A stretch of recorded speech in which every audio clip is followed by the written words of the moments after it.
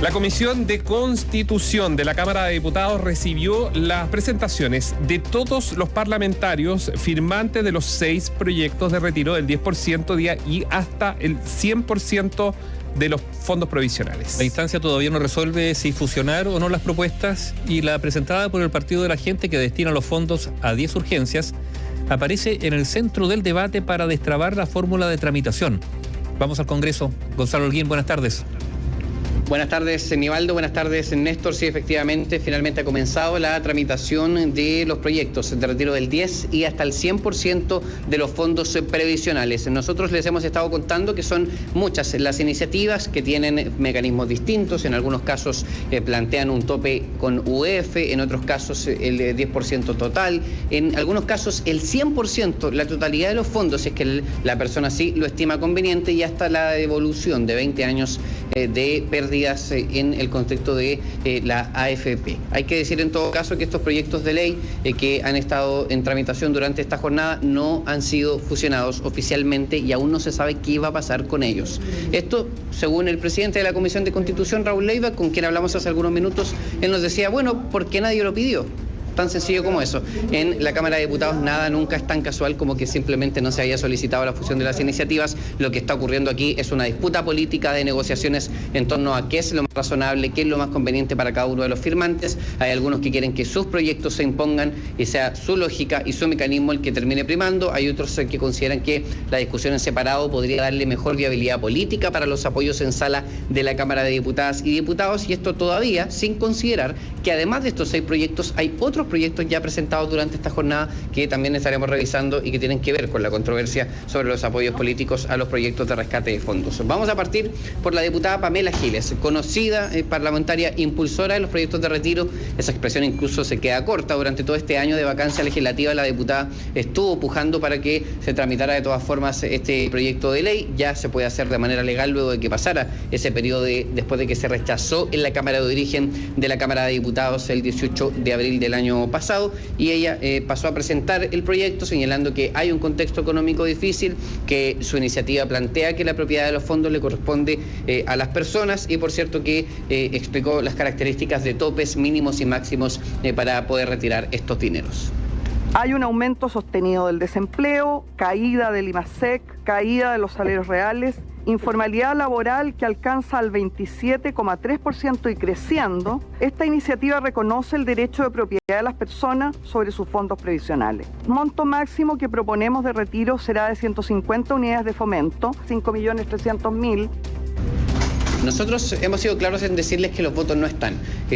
Son reformas constitucionales, necesitan 89 votos, la correlación de fuerzas indica que no está ese apoyo. Recordemos que el año pasado he rechazado con 70 apoyos la propuesta. Ahora los comentarios de pasillo son probablemente los proyectos de retiro están en la línea de los 50, de los 55 apoyos, posiblemente en los casos más optimistas 60. En todo caso, sí es efectivo que en otras veces en el pasado los proyectos de retiro fueron concitando apoyo a medida que la tramitación iba avanzando, y en este caso estos retiros van a demorarse unas cuantas semanas en poder votarse en la sala de la corporación. En todo caso, hay quienes impulsan que sus bancadas voten unitariamente, que haya orden, que haya claridad en torno a oponerse a estas propuestas, y este es el ejemplo del caso del jefe de bancada de la UDI, el diputado Guillermo Ramírez, quien considera personalmente que estos son malos proyectos, y también le pasa en torno a que son ellos quienes realmente los que van a dirimir si es que esto tiene los votos o no.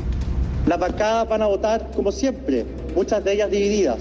Depende del oficialismo si logra alinear a los propios para rechazar el 6º retiro. Por nuestra cuenta y en lo personal, seguiré votando en contra de una política que yo creo que es populista y que afecta a las familias más vulnerables, que no recibirán ningún dinero, pero que sí se van a comer todos los costos de la inflación.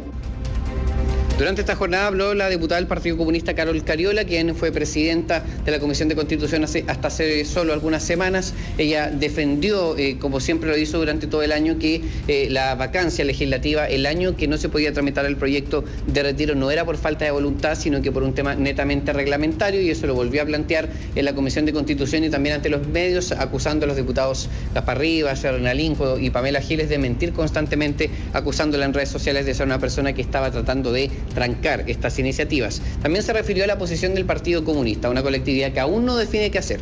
no han tenido una conversación, esperan tenerla durante esta jornada de miércoles. En todo caso, hay quienes se consideran en este sector del oficialismo que el Ejecutivo de alguna forma debió haber llegado con una contrapropuesta o con alguna suerte de relato más fortalecido en materia de ser una alternativa a los proyectos de retiro. Incluso hay quienes en este sector piensan que los proyectos de autopréstamos podrían eventualmente haber sido considerados como un mal menor y tramitados. En todo caso, vamos a escuchar a la diputada del Partido Comunista hablar de que todavía no toman una definición personal en torno a los retiros y que lo harán en mérito, o sea, escuchando a los expertos, conociendo las características de los proyectos y después tomando una decisión.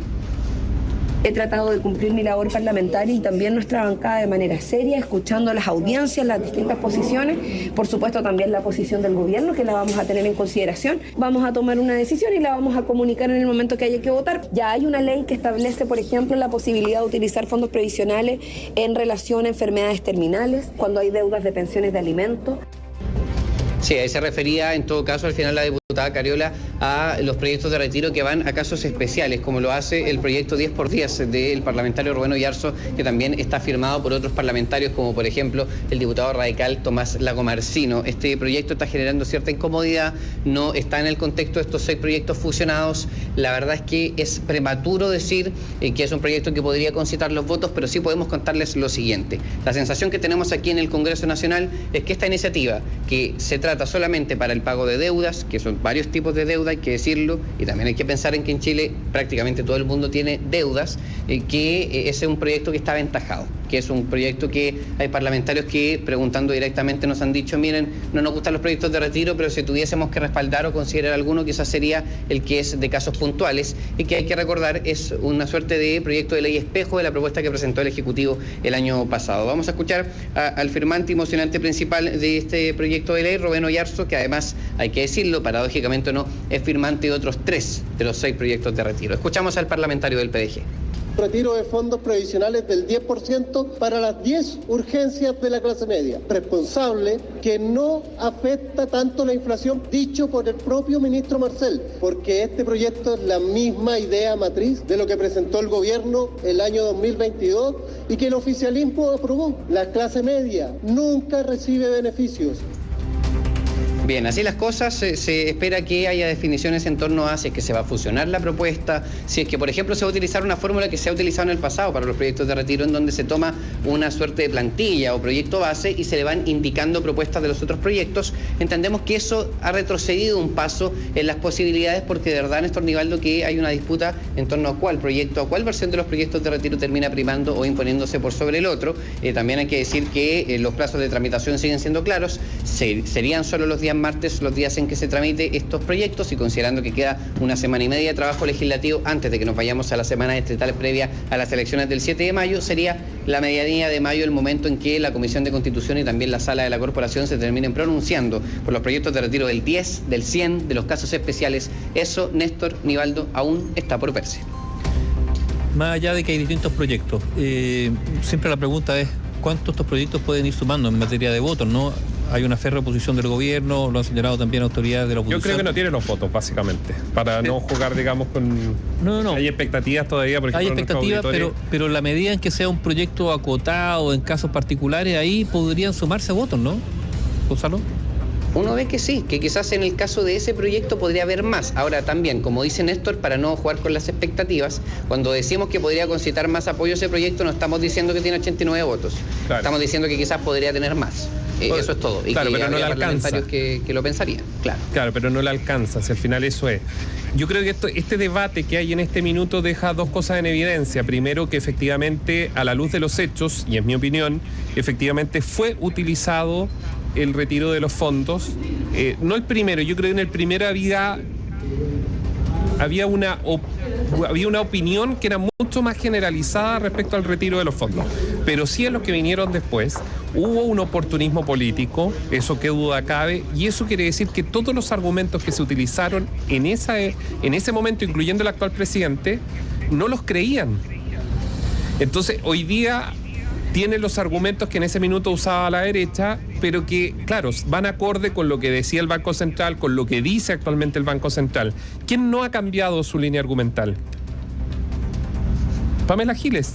es la única que no se ha movido en cuanto a sus argumentos. Si uno hace el ejercicio de buscar los argumentos que daba la diputada, podrá gustarnos o no gustarnos los argumentos, pero son los mismos argumentos que ella entregó desde el primero, segundo, tercero, los que se cayeron y ahora, ¿verdad, Gonzalo?